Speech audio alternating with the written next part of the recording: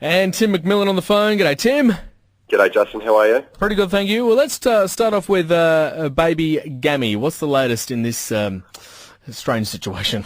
Oh, it is a strange situation, isn't it? If you'd have told me this time last week or so when this story blew up that we would now know what we know about this situation a week on, I would have laughed at you. It's just gone from being It's bizarre. really just a straight sort of pretty sad and tragic story into just really quite a strange situation, hasn't it? It is very bizarre. Of course, during the week we've had details emerge about the past of baby Gammy's biological father, David John Farnell, a Bunbury man who entered into a surrogacy arrangement with his Chinese-born wife, Wendy. So the story goes, we still don't really have a clear, accurate picture, I don't think, of what's exactly transpired, but they entered into a commercial surrogacy arrangement with an agency in Thailand. They had twins.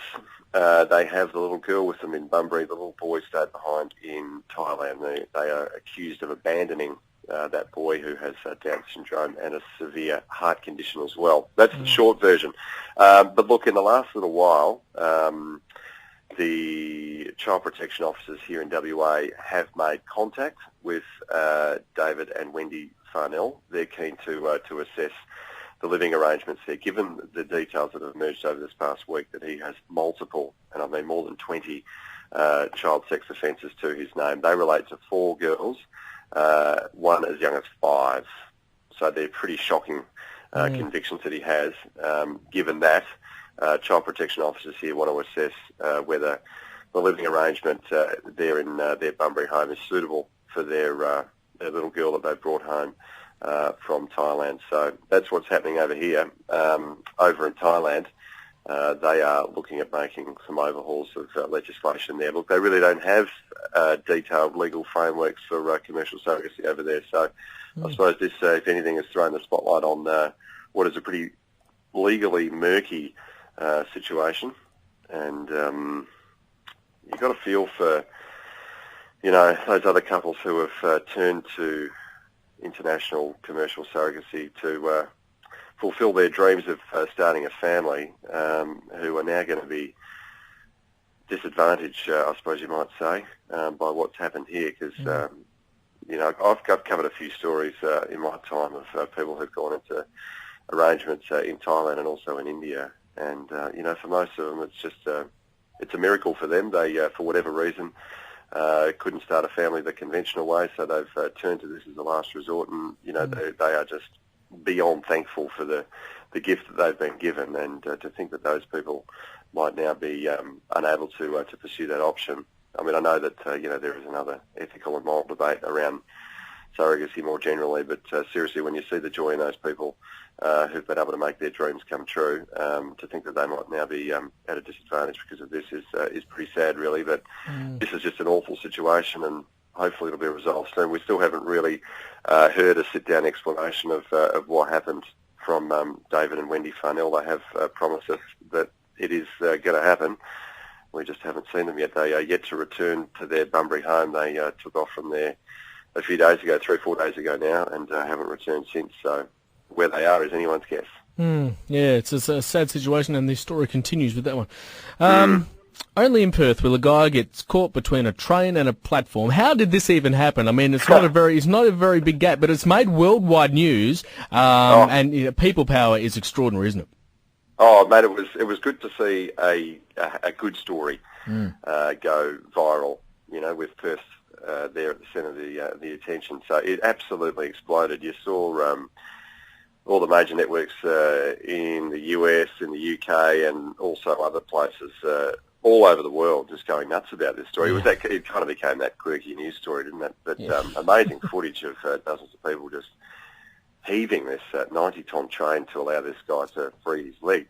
Look, it was peak hour. It was getting on. It was just before 9 o'clock. It was getting on at Stirling. Rush of people. His leg slipped, and it was thin enough to fall between the station platform and the train carriage itself. So it took an almighty effort to tilt the train to allow him to wriggle free. One of those things, isn't it? I suppose you look at it and think, wow, it could happen to anyone, but I suppose it happened to him, and thankfully he didn't really have any injuries. We had exclusive chat with him last night, and he was a bit blown away. He was a guy who's not really tapped into social media, so he really had no idea how big how much it had exploded, and we showed him just how big it had been around the world. He was really quite blown away by it. Yeah, right. Oh, has it made the Tonight shows and David Letterman and all them yet, do you know? I don't know. I didn't see any clips from there, but it was on all the breakfast TV shows. Yeah. The Today Show, America, GMA. Yeah, all the major channels in the UK. Also places like India and Spain, and honestly, it went mad. Huge. He's a global star, and he doesn't even know it. He was really quite bemused by all the attention that he had. At the same time, very thankful for those who came to his aid. Yeah, good stuff. MH17, yesterday was a national day of mourning. A very sad situation, and the Perth children got a bit of a mention as well yesterday.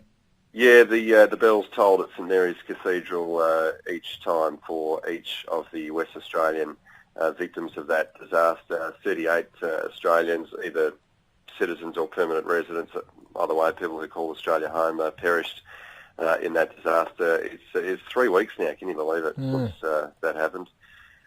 It was a Friday morning that people woke up to this news. So it feels like longer. I think there's been such an emotional roller coaster attached to this story, and still Australian and Dutch investigators are in a pretty precarious situation over there as they still try to comb the wreckage over there, while the sound of intense fighting echoes around them. So there have been quite a few times where they've had to abandon their search because the fighting's just come too close. So they're still recovering belongings, evidence, as well as body parts there from the wreckage site. So they still have many more bodies to identify. So it's still going to be a long process for those grieving families to get the bodies of their loved ones home so they can give them a proper burial. Yeah, and still on Malaysian Airlines, they're starting a new search for MH370 as well. Yeah, that's right. A Dutch company won a tender to come over here. They've got boats that can basically search an area about the size of Tasmania. So, look, hopefully it's going to cost about $1 million a week for that search for that company to come out here. So hopefully they'll be able to find the wreckage soon and put that mystery to bed as well. Exactly. Now, George Brandis, he's gone on the telly trying to explain. Basically, what's the story? They want to spy on our online life, basically. But his explanation was quite unique. It's really it's one of those things as well that's gone viral. It's one of those interview disasters. It was a car crash. He was on Sky News trying to explain. This is part of a whole raft of broadly anti-terror laws that the government is pushing through. These laws would come into effect next year if they get their way. It would basically mean, look, at the moment there's a bit of a process for authorities to go through. If they want to watch your phone activities, Justin, I know you're probably looking up all kinds of weird stuff. You know it. Your phone activities, your internet activities, there is a process to go through. There is a hurdle to get over if they want to be able to do that. They're basically looking to remove that barrier. They would be able to effectively keep a hold of your web, your web searches, any web pages you go to, phone calls you make, time of day, pages you're on, how long you're on that web page, all of that sort of stuff. Telecommunications companies would have to keep that data for a couple of years. They would have virtually free access to it. Anyway, George Brandis in an interview on Sky News with David Spears, honestly hilarious. It just displayed the most basic misunderstanding of how the World Wide Web works. I encourage you to go and have a look at it. It's hilarious as well as pretty disturbing, because this is the Federal Attorney General who's looking to push through these changes, and he has absolutely no idea right. the mechanics of the World Wide Web and how the damn thing works. It's quite funny. He does not understand it. Anyway, I can't even regurgitate it because I feel stupid saying the words out loud. But seriously, Google it, have a look at it. It's genius. I'm going to check it up on the Facebook page. I don't know how I feel about that, though. I don't want people, the government knowing what I'm looking at on my phone. No, exactly. Well, this is the thing. It's basically it's taking away, that level of of scrutiny on government agencies. There was an independent arbiter in the judicial system which would say yes or no. I think you have legitimate reason to watch someone. Yeah, there will be that argument. Well, if you've got nothing to hide, what's your problem? But I don't know. There is an argument too about privacy and civil liberties too, isn't there? So I don't know. It's one step towards a total Big Brother domination, isn't it? Yeah, and Commonwealth Games, well, we had the athlete who crashed Kylie Minogue's party on the closing ceremony, and no one, most people just thought it was part of the show. Well, it was a birthday. Genevieve Lacaze, she turned 25 that day. She was just having a good time. Yeah, she just wanted to get up there and have a bit of a boogie. Good on her. It was good, though, at the end, though. Normally you see these people come out and they give this very prepared, grovelling apology. She just went, well, whatever. Yeah. It's a birthday. I felt like jumping up there and had a bit of a dance. Yeah, maybe I shouldn't have, but whatever. Yeah. Didn't hurt anyone. Good on her.